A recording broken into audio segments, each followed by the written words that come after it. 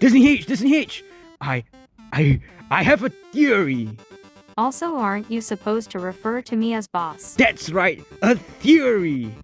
Oh, now you might be asking what this theory is about. Well, No. do you know string theory? What the heck is that? Well, it's kind of like that. So what connects chemistry to physics? String theory, right? The universal equation, the God equation. Well, I can do you one better. One better than science. What's more interesting than science? IDK, anime. Wrong! It's anime. And anime games. I can tell you how to connect how every anime is connected in one cinematic universe. From Yumineko to Blue Archive. I like how you completely butchered the pronunciation of Umineko. Also, if every anime is connected in one cinematic universe, then that must mean Assassination Classroom is also connected, right? How do you explain the moon thing then? Ignore the damn moon, the moons don't matter. Yes they do. I want to show you the true anime cinematic universe, and it's all linked by one equation. You recorded all those lines in one take, didn't you? That's right. Our God equation is none other than your favorite character, Nozomi Tojo. Holy shit, I think you're getting somewhere. But it just doesn't end there. Blue Archive is also linked to Hololive and Okay, Decoder, that's because enough. both of those have collabed with Blue Archive before. Now let's go to the Hololive path. Hololive has also collabed with Azur Lane and Dawn of the Breakers, including 2 more new universes. Decoder, For you Hatsune can shut Miku, up now. it's collabed with many other games such as Sonic, Persona, Shut up. Sega Superstars, Afterburner, Monster Hunter, Divine Gate, Brave Frontier, Just Dance, Crash Digger. This is why I don't pay you for your voice lines. Worf.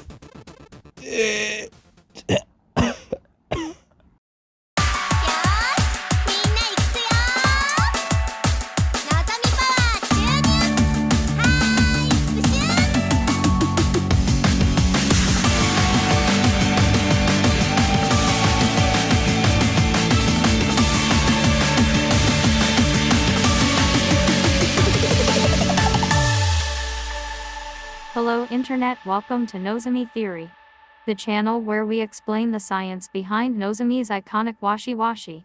But that's baby stuff. Even Demon Slayer fans can calculate the force needed for the washi-washi to work. Today, we're talking about how some animes are connected in the same universe. This also means I'm getting into spoiler territory for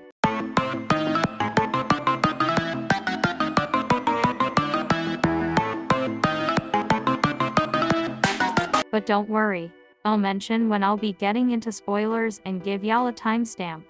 Anyway, considering how many anime titles I flashed on screen just now, you must be wondering. Hey, where's the freaking gabagoo? That's a good question, but I'll answer that as the video goes along.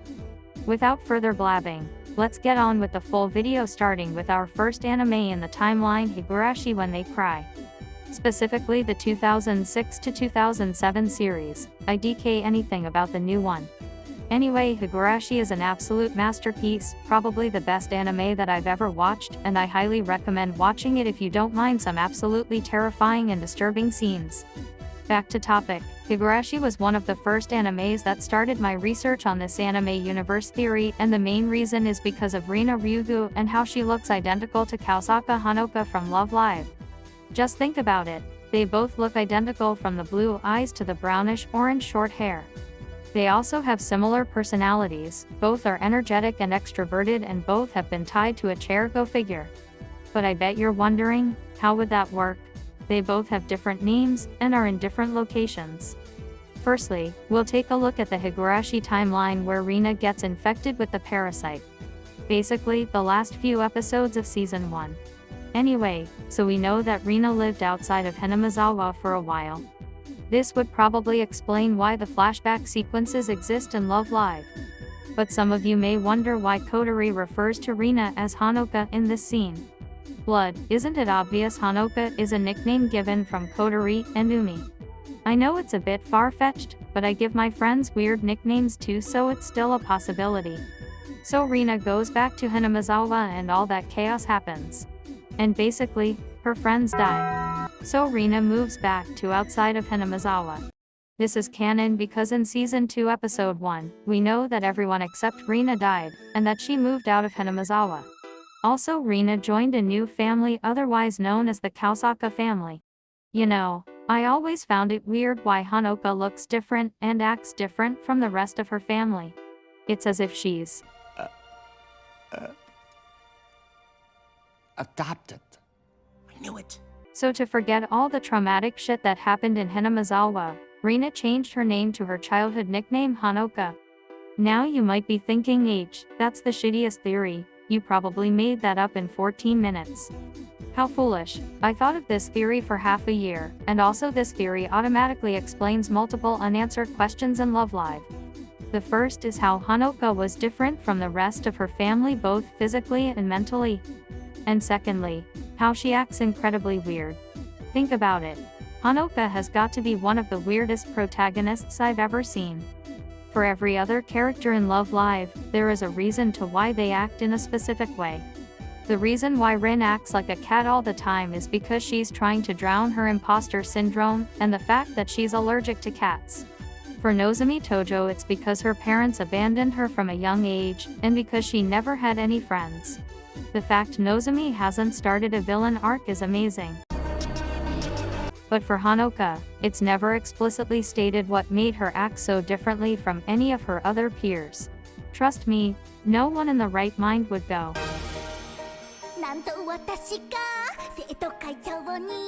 So yeah, Hanoka is Rina. Now, I haven't watched Umineko, but I know that it's a prequel of Higurashi, so maybe we could add that to the timeline. Speaking of prequels, Love Live School Idol Project is a prequel to Love Live Sunshine. This is canon since Muse gets mentioned multiple times in Sunshine. Not to mention that in Love Live Superstar, the same news reporter girl from Sunshine and School Idol Project makes a cameo, which means that Superstar is also canon to the timeline. And I guess it's safe to assume the Nijigasaki is also canon to the timeline. The only Love Live anime that's not canon would have to be the stupid Yohanne spin-off. Now, Hatsune Miku has collabed with Love Live.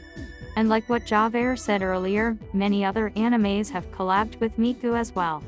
One of the more iconic collabs is Jashin-chan Dropkick, or otherwise known as Dropkick on My Devil. And since we know that humans and spiritual beings coexist with one another in Jashin-chan Dropkick, this means that Gabriel Dropout could also possibly exist in the same universe. And since we know that Satan Nia is the offspring of Mari Seto Gaia, this means that Itadaki Seiki is also part of the timeline.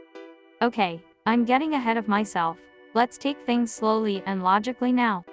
So Hatsune Miku has also collaborated with Band Dory and D4DJ. Band Dory has an anime known as Bang Dream. So that means Bang Dream and D4DJ are also part of the timeline. Alright, so let's rewind back to Love Live for a bit. So in Higurashi, Rina was 15 years old. In Love Live, Hanoka is 16 years old. So we know that the entirety of School Idol Project takes place in 1984. In Love Live Sunshine we know that Muse created the idol boom of 1985. The idol boom of 1985 is basically a time when idols and music-related groups become popular. So this means that pretty much most music animes are also part of the timeline, such as K-On!, Idol Master, Bocchi the Rock, and Ensemble Stars. Moving on, one of the other animes part of the idol boom is Zombieland Saga. Now if we look at this timeline from Reddit user u/LechePicante, we can see that Junko's death takes place around the idol boom, which is really fitting for the timeline.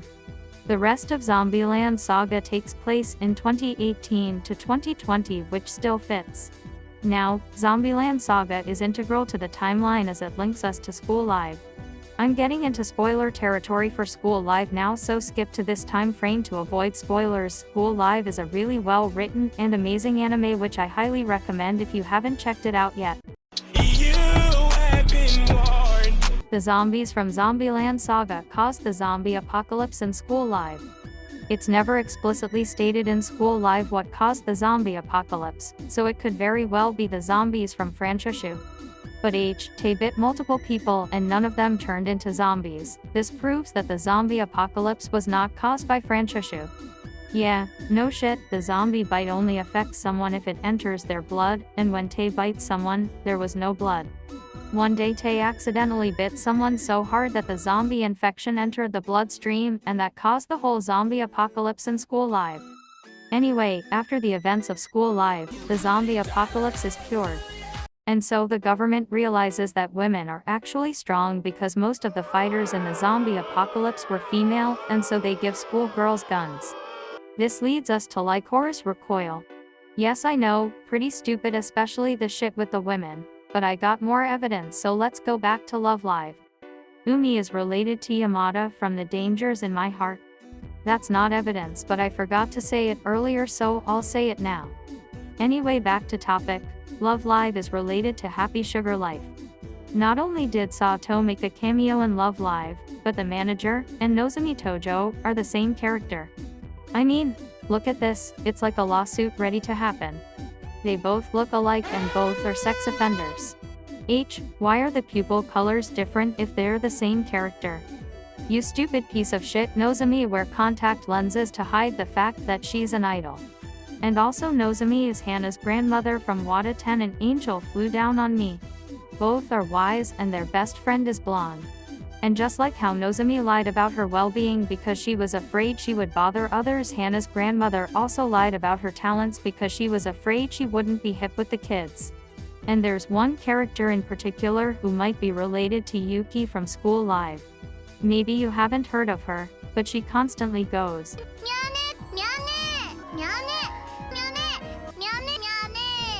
Hinata is Yuki's mom, and here's why. Firstly, their hair color and hairstyle are somewhat similar. Secondly, both have an energetic personality. Third, they both have a similar speech pattern. Fourth, they're both delusional. There's no doubt about it. Hinata raised Yuki. On the topic of Wada 10, there's a Where's Waldo reference, which means Waldo is also canon to the timeline. Anyway, continuing from Lycoris Recoil was the start of the School Girls with Guns program. This program became the blueprint for Blue Archive. Get it? Because Blue Archive is blue and blueprints are also at the characters in Blue Archive have halos, and are also animal abominations. How can they fit in the timeline? Humans had sex with spiritual beings. But think about it. We know that humans and spiritual beings can canonically breed as seen in Itadaki Seiki. Not to mention that in Jashin-chan Dropkick, it is said that an angel's halo can do pretty overpowered shit, but we're never shown much of it. Perhaps one of the abilities is enhanced durability and strength like in Blue Archive. On the topic of Jashin-chan, did you know that Angels We've Heard on High is played in the anime? That same exact song also played in D4DJ, which further proves my point that D4DJ is part of the timeline. Did you also know that Jashin-chan Dropkick is a Dragon Ball reference? This means that Dragon Ball is canon to the timeline. And I forgot to mention that Hatsune Miku is also part of Blue Archive. But how the hell is Hatsune Miku able to live for so long? Shut the f up, you stupid asshole. Hatsune Miku is a god in the universe. In Love Live, we see Hatsune Miku doing some weird magical teleportation shit. In Jashin-chan Dropkick, we see Hatsune Miku appear in places that normal humans should not be in. And also, if Blue Archive is canon, that must mean Railgun is also canon, since Blue Archive and Railgun have collabed before. I've never watched Railgun before, but I digress.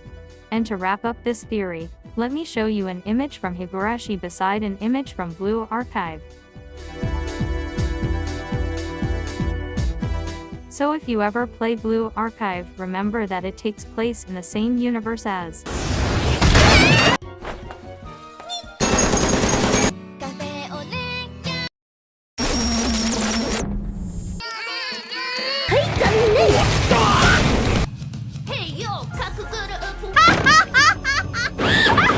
But hey, that's just a theory. A Nozomi theory. Thanks for watching. And I watch them, and all of a sudden I start hearing people just casually dropping, "That's just a theory." That is incredible. And that's the note that I want to leave on.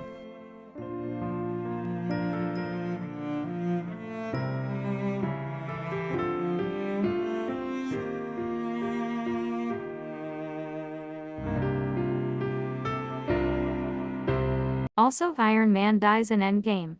This is why I added a spoiler warning to Endgame at the start of the video.